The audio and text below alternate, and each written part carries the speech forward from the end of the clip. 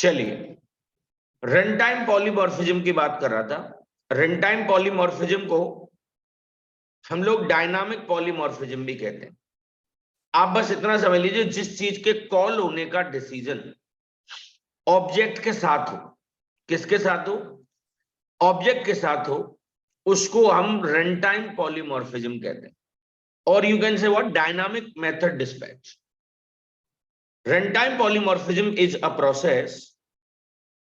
process in which a call to an overridden method is resolved at runtime rather than what, compile time.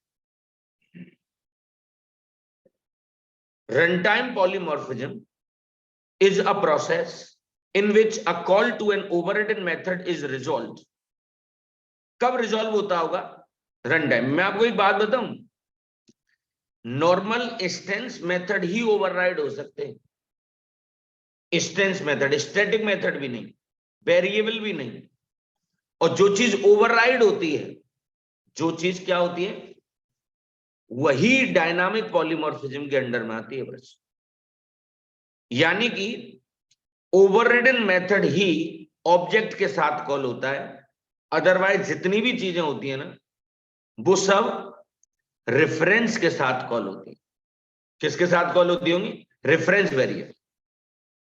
सो मैं यहां बताना चाहूंगा, method is overridden, not the variable. Runtime polymorphism can not be achieved by the variables. जैसे उसी की तर्ज पर जिस तरह से मेथड ओवरराइडिंग होती है, उसी तरह से मैं वेरिएबल ओवरराइडिंग करने की कोशिश कर रहा हूं, जो कि संभव नहीं है। क्लास बनाई मैंने पेरेंट नाम की, इसमें मैंने एक वेरिएबल बनाया वेर, और उसमें इनिशियली मैंने क्या स्टोर कर दिया बताओ? Initially what I have stored in that 10, int where is equal to what, 10।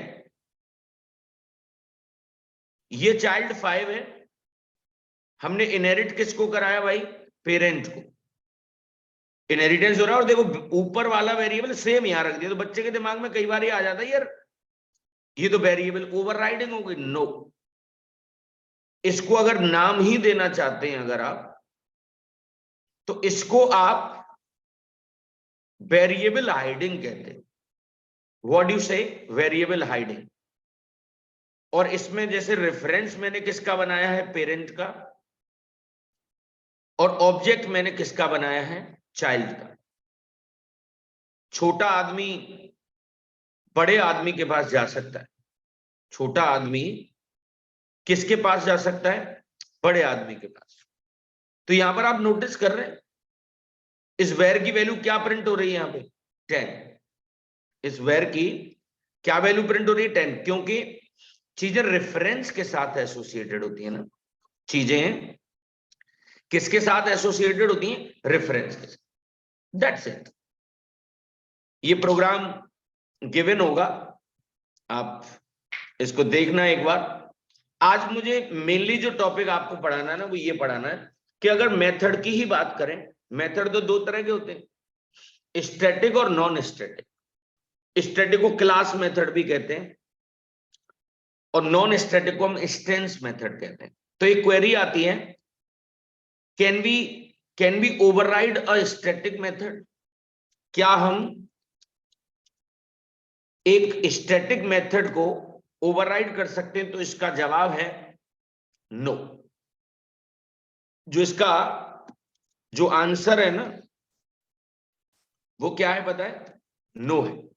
No, if we try to do so ना, इट इज ट्रीटेड एज, अगर आप ऐसा करने की कोशिश करेंगे तो ऐसा लगेगा तो सही कि मेथड ओवरराइडिंग हो रही है, बट उसको एक नया नाम दे देते हैं हम लोग। उसको हम एक नया नाम दे देते हैं, जिसको हम मेथड हाइडिंग के नाम से जानते हो। किस नाम से जानते होंगे? Method hiding, not the method overriding, not the method overriding. तो इसके ऊपर मुझे आपको एक प्रोग्राम पढ़ाना है भाई। आपको ऐसा लगेगा कि यार हो तो ये ओवरराइडिंग ही रही है, बट वो सचमुच में ऐसा नहीं होगा, राइट? वो सचमुच में ऐसा नहीं होगा। See, hiding and overriding. मैंने कमेंट लगाया हुआ है, this demo is for method hiding as well as method over, दोनों चीजें पढ़ाऊंगा इसमें। तो आप देखिए, एक मेथड मैंने बनाया, बट उससे पहले मैंने क्या लगा दिया, स्टैटिक। मेथड तो स्टैटिक हो सकते हैं। एक दूसरा मेथड बनाया जो हमारा कैसा, नॉन स्टैटिक, यानी कि इसको ओवरराइड किया जा सकता है, परंतु अगर मैं इसकी बात करूं, इसको ओवरराइड नहीं किया जा सकता। अगर करने की कोशिश करोगे तो एरर तो नहीं आती है, बट उसका एक नया नाम हो जाता है, which is known as what, hiding. हमने क्या किया बताए, एक नई क्लास बनाई चाइल्ड 5, इनहेरिट किसको करा लिया, पेरेंट को। देखिए, ओवरराइड किया, ओवरराइडिंग की पहली डेफिनेशन क्या होती है बताओ, पहली डेफिनेशन होती है इनहेरिटेंस होना चाहिए, हो रहा है। मेथड ऊपर और नीचे हुबहू होना चाहिए, हुबहू मींस एग्जैक्टली सेम। यहां पर आपने इन चाइल्ड लिखा और यहां पर भी इन चाइल्ड लिख दिया। मैं आपको बता दूं, इसको क्या कहा जाता है, मेथड हाइडिंग, और इसे क्या कहा जाता है, मेथड ओवरराइडिंग। हमेशा ध्यान रखना, जब आप एक नई क्लास बनाएंगे जिसमें मेन बनाएंगे, मैं जानबूझ के अपकास्टिंग करता रहता हूं। मैंने यहां पर रेफरेंस वेरिएबल किसका बनाया पता है तुम्हें, पेरेंट का। और ऑब्जेक्ट किसका बनाया पता है, चाइल्ड 5 का। सी, न्यू चाइल्ड 5, इसका रेफरेंस मेरा पी में आ गया, राइट। इसका रेफरेंस पी में आ गया। छोटा आदमी बड़े आदमी के पास जा सकता है, राइट। ये फ्लोट टाइप का वेरिएबल है, यहां पर आपने इंटीजर की वैल्यू डाल ली और एस असाइन करा दिया उसे। इज दैट, अब मैं आपको ये बताना चाहूंगा कि छोटा आदमी बड़े आदमी चला गया, इंस्टेंस मेथड, ये नॉन स्टैटिक, ये किसके साथ कॉल होगा बताओ, कॉल विद ऑब्जेक्ट। और ऑब्जेक्ट काय का बनाया तुमने, चाइल्ड का। अरे न्यू जिसके साथ लगा दो तो इंस्टेंस मेथड, चाइल्ड में क्या लिखा था, इन चाइल्ड, तो यहां पर क्या आंसर आने वाला है, इन चाइल्ड।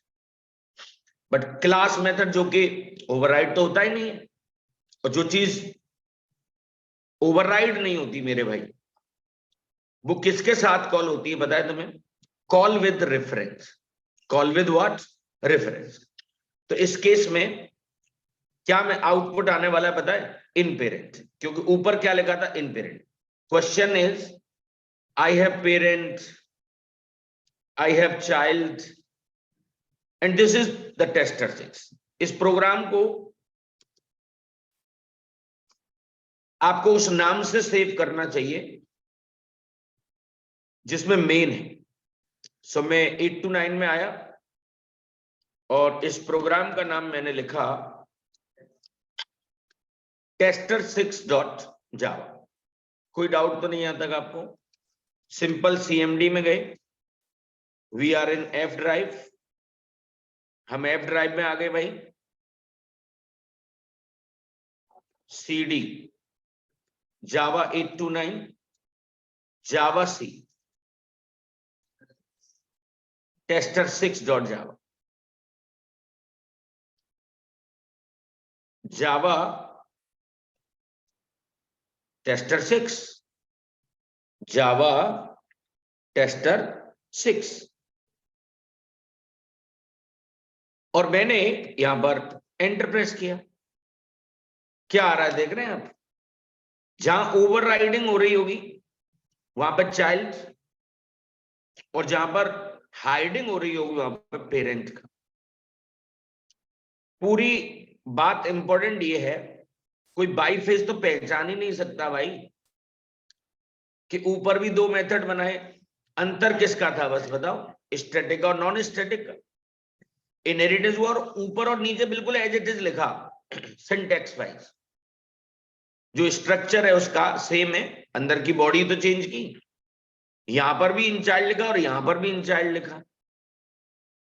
आपको ये बात पता है कि मेथड ओवरराइडिंग के केस में मेथड उसका कॉल होता है जिसका हम ऑब्जेक्ट बनाते हैं, जिसका हम क्या बनाएंगे बेटा, ऑब्जेक्ट बनाएंगे।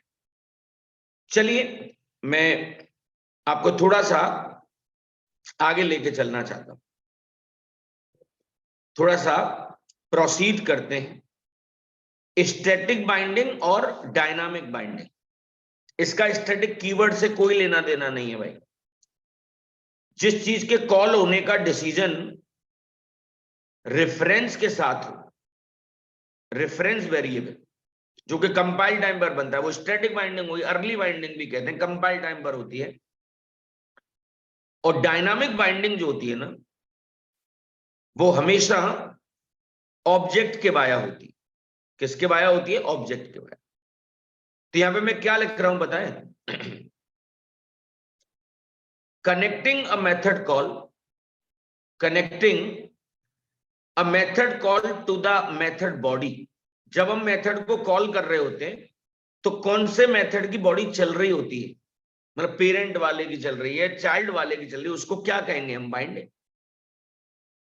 दो तरह की बाइंडिंग होती है dear, there are two types of the binding we have. कौन कौन सी बाइंडिंग है बताओ। वन इज द स्टैटिक, जिसको हम अर्ली बाइंडिंग भी कहते हैं, और एक डायनामिक बाइंडिंग जिसको मैं क्या कहूंगा आपसे, लेट बाइंडिंग भी। What I say, this is known as the late binding. One is known as the early binding और second one is known as what, late binding. क्या ये बात डाइजेस्ट करती है आप लोगों को। One is known as what, early, और second one is what, late. देखिए यहां पे बता भी रहा है, when type of the object is determined at compile time by the compiler। जिस चीज का डिसीजन कब हो जाए बताओ, कंपाइल टाइम पर हो जाए, वो स्टैटिक। इफ देयर इज ऐसी कोई चीज जो प्राइवेट है, फाइनल है, स्टैटिक है। अभी आपको प्राइवेट और फाइनल तो नहीं आता, बट आपको स्टैटिक तो आता है, बट आपको स्टैटिक तो आता है। If there is any private, final और स्टैटिक मेथड ना इन अ क्लास, उसको बेसिकली हम लोग स्टैटिक बाइंडिंग के नाम से जानते हैं। किस नाम से जानते होंगे बेटा, स्टैटिक बाइंडिंग। एक हमारे पास डायनामिक बाइंडिंग भी होती है, when type of the object is determined at run time. जब किसी चीज के ऑब्जेक्ट का टाइप रन टाइम पर पता लगे, मतलब दो बात पकड़ लो भाई, जिस चीज का डिसीजन कंपाइल टाइम पर हो रहा है वो स्टैटिक की कैटेगरी में आता है। तो आपने अभी अभी देख लिया ना, स्टैटिक मेथड जो कॉल हुआ था वो रेफरेंस के साथ कॉल हुआ है। किसके साथ कॉल हुआ है, रेफरेंस के साथ। तो ये कहानी आपको समझ में जरूर आई होगी, राइट। तो इसको थोड़ा सा एलेबोरेट किया हुआ है यहां पे, कि अगर कोई डिफरेंस पूछ ले तो स्टैटिक बाइंडिंग क्या होती है, कंपाइल टाइम पर। डायनामिक बाइंडिंग कब होती है, रन टाइम पर। यहां पर एक्चुअल ऑब्जेक्ट यूज ही नहीं होता। क्या यूज होता है, रेफरेंस, और यहां पे एक्चुअल ऑब्जेक्ट यूज होता है। इसको हम अर्ली बाइंडिंग कहते हैं क्योंकि ये कंपाइलेशन पे ही हो जाती है। इसको हम लेट बाइंडिंग कहते हैं क्योंकि रन टाइम पर होती है। स्टैटिक बाइंडिंग का कोई एग्जांपल अगर आपसे पूछ ले कि give me one example of the static binding, तो method overloading is the best example of the static one. और डायनामिक बाइंडिंग का एग्जांपल क्या होता है बताओ। Dynamic, what exactly is the example of the dynamic binding, वो method overriding होती है, मेथड ओवरराइडिंग। मैं आपके सामने एक और इंपॉर्टेंट इंफॉर्मेशन देना चाहता हूं। अगर फिर से भी किसी का ऊप्स में कुछ प्रॉब्लम्स हैं, अगर there is a problem in the OOPs, तो सुबह एक बैच है 7 to 8, उसे आप ज्वाइन कर सकते हैं। उसमें फिर से मैं पढ़ाऊंगा। अगर सुबह आप नहीं ज्वाइन कर सकते, आपकी प्रॉब्लम है, जग नहीं पाते हैं आप, तो शाम को 4 से 5 एक बैच है, उसे भी आप ज्वाइन कर सकते हैं। उसमें अभी ऊप से स्टार्ट होने वाला है, 2 टॉपिक मिसिंग है अभी उसमें, एक लूप और एक एरे। उसके बाद मैं उसमें भी ऊप से शुरू करूंगा। तो जो चीजें प्राइवेट है, स्टैटिक है, फाइनल है, ये सब स्टैटिक बाइंडिंग की कैटेगरी में आते हैं। क्यों आते हैं भाई? क्योंकि आप इन्हें ओवरराइड ही नहीं कर पाओगे, right? Can not be overrided. परंतु प्राइवेट, स्टैटिक और फाइनल के अलावा, means other than private, static and final, जो चीज होती है उसको ओवरराइड किया जाए। तो इंस्टेंस मेथड ही बचा बस। कौन सा मेथड बचा? इंस्टेंस। ये सारी बातें जो आपसे हो रही है ना, इट इज ऑल रिपीटेटिव। कल का ये पेंडिंग वर्क खत्म किया गया है अभी।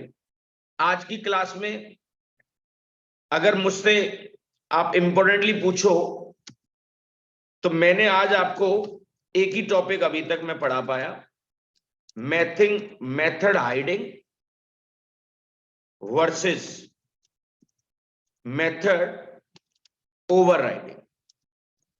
यानी कि इन दोनों में क्या डिफरेंस है। सिंपल अगर मैं एक लाइन और कहना चाहूं, तो मेथड हाइडिंग जो होती है वो किसके साथ एसोसिएट होती है बताओ? रेफरेंस के साथ। और अगर मैं आपसे मेथड ओवरराइडिंग की बात करूं, तो वो किसके साथ एसोसिएट होती है बताओ? ऑब्जेक्ट के साथ। कोई टेंशन? सो थोड़ा सा इसमें मुझे आपको समझाना पड़ेगा। आज मैं एक नया कीवर्ड पढ़ाता हूं जिसका नाम क्या? Final keyword. What exactly is the keyword का नाम? फाइनल। आपको मैं ये समझाना चाहता हूं कि जिस किसी के साथ ये लग जाता होगा ना, लग तो ये सबके साथ जाता है। आप इसे वेरिएबल के साथ लगा लो, मेथड के साथ लगा लो, क्लास के साथ लगा लो, उसके साथ कुछ लिमिटेशंस ऐड कर देता है बंद से। ये किस किस के साथ लग रहा है? क्लास के साथ, मेथड के साथ, वेरिएबल के साथ। अगर किसी वेरिएबल के साथ अगर इसे लगा दोगे, तो आप ये समझ लेना उसकी वैल्यू चेंज नहीं कर सकते आप। लेट अस अज्यूम कि कोई वेरिएबल है, लेट अस अज्यूम ये वेरिएबल है विच इज फाइनल। आपने जो एक बार उसे वैल्यू दे दी ना, you can not change the value of it. आप उसकी वैल्यू चेंज नहीं कर पाएंगे भाई। एक डायग्राम सा दे रखा है, क्लास का नाम रू है, ये वेरिएबल मैंने कैसा बना दिया था बताओ? फाइनल। और आपने इसकी वैल्यू को यहां पर चेंज किया, तो क्रॉस लग गया ना? क्या लग गया? क्रॉस। थोड़ा सा आपको आगे लेके चलता हूं। सी, इंटरेस्टिंग है। एक कन्वेंशन बताऊं आपको कोडिंग की? जो चीजें स्टैटिक फाइनल होती है ना, उनको नॉर्मली लोग कैप्स में लिखते हैं। कांस्टेंट होता है एक तरीके से। छोटा लिख दूंगा तो क्या हो जाएगा? कुछ नहीं होगा। ये एक कोडिंग कन्वेंशन है। एक बार जो वैल्यू इसमें आ गई ना बेटा, now you can not change it. देखिए किसी ने मेन में आके और यहां पर इसकी वैल्यू चेंज कर दी, विच इज नॉट ओके। क्या कह रहा है ये? Reassigning final variable will throw the compile time error. Will throw what? Compile time error. Public static void mean यहां कैपेसिटी में 4 दे रखा है और यहां कैपेसिटी में कितना दे दिया? 5, विच इज रॉन्ग, जो कि गलत है। सो मतलब ऑन द होल ये समझ लीजिए, आप उसकी वैल्यू को चेंज नहीं कर सकते भाई। आप इस प्रोग्राम को अगर बना के देखना चाहते हैं,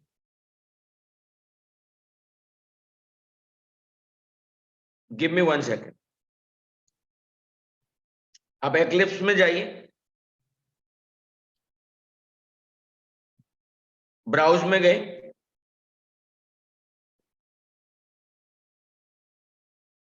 8 to 9. Select folder. Launch.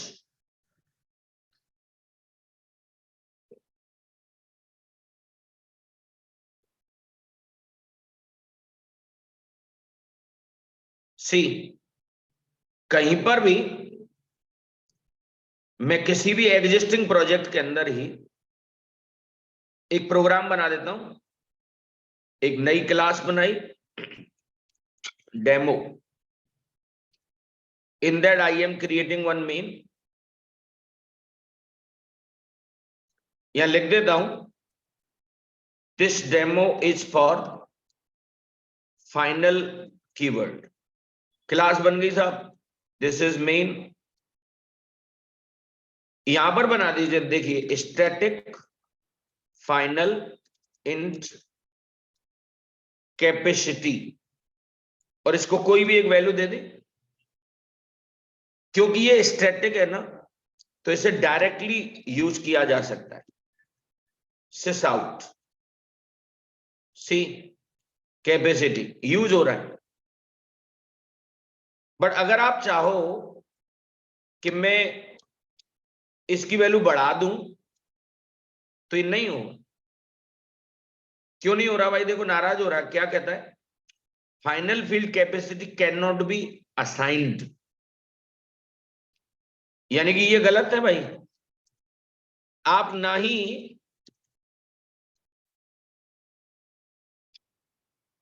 उसके अंदर कोई दूसरी वैल्यू डाल सकते हो. देखो फिर नाराज हो गया. What it is saying, final field capacity can not be assigned. I hope आपको मेरी बात समझ में आ गई होगी. जब आप ये चाहते हैं कि इसमें कोई चेंज ना हो, उस जगह पर आप इसका यूज करते होंगे भाई. एक फाइनल मेथड होता है भाई. We have one method which is known as the final method, जिसको आप ओवरराइड नहीं कर सकते. देखिए ओवरराइडिंग तो पढ़ी है ना आपने. क्लास का नाम क्या रखा? बाज. एक मेथड था इसमें गो, बट उससे पहले क्या लगा दिया तुमने? फाइनल. बिलीव मी, आप इसको ओवरराइड नहीं कर सकते. You can not override it. आप इसको क्या नहीं कर सकते हैं? आप इसे ओवरराइड नहीं कर सकते भाई. क्लास का नाम तो बाज है, ये फाइनल लगा दिया. You can not override it, right? देखो यहां पे क्रॉस लगा हुआ है. Final method can not be overridden by a class. Final method को आप क्या नहीं कर सकते? ओवरराइड नहीं कर सकते.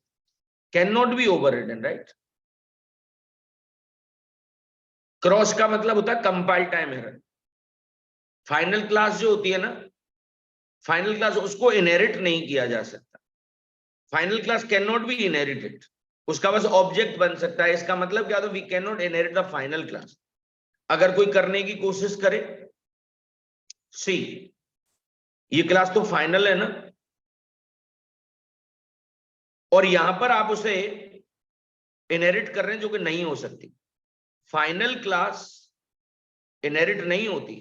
Final class can not B सब क्लास. क्या ये बात समझ में आ रही है आप लोगों को? फाइनल क्लास को, फाइनल क्लास का कोई चाइल्ड नहीं हो सकता. अब कुछ हमारे पास कुछ इंपॉर्टेंट फैक्ट्स हैं. क्या फाइनल मेथड इनहेरिट होता है क्या? ज्यादातर बच्चों को फाइनल में नो नो कहने की आदत पड़ जाती है. क्या कहने की आदत पड़ जाती है? No no. नहीं, यहां पर यस कहना पड़ेगा. फाइनल मेथड इनहेरिट तो होता है, बट आप उसे चेंज नहीं कर सकते. Yes, final method is inherited, but you can not override it. Override नहीं कर पाते. एक क्वेरी है यहां पे, क्या आप एक ब्लैंक फाइनल वेरिएबल बना सकते हैं क्या? ब्लैंक फाइनल वेरिएबल क्या होता है पता है? ऐसा कोई वेरिएबल जिसे आप डिक्लेरेशन के टाइम पर वैल्यू ना दें, उसे ब्लैंक फाइनल वेरिएबल कहते हैं. सी, कोई पूछ सकता है तुमसे, can we create a blank final variable? तो उसका जवाब होता है यस. हाँ. तो हाउ, कैसे बनेगा भाई? मेरे पास एक डेमो है, वो मैं आपको बताना चाहूंगा, सुपर इजी डेमो, राइट। सी, फाइनल इंट फीस, आप नोटिस करिए मैंने इसको यहां पे डिक्लेरेशन के टाइम पर वैल्यू नहीं दी, मैंने आपको डिक्लेरेशन के टाइम पर वैल्यू नहीं दी, ये ब्लैंक फाइनल वेरिएबल है ना दोस्तों, ये ऐसे नहीं चलता है, उसमें एक ट्रिक है, वो मैं आपको बताना चाहूंगा, राइट। तो मुझे कल की क्लास में याद दिलाना कि सर आप ब्लैंक फाइनल वेरिएबल पढ़ाने वाले थे। Thank you so much guys.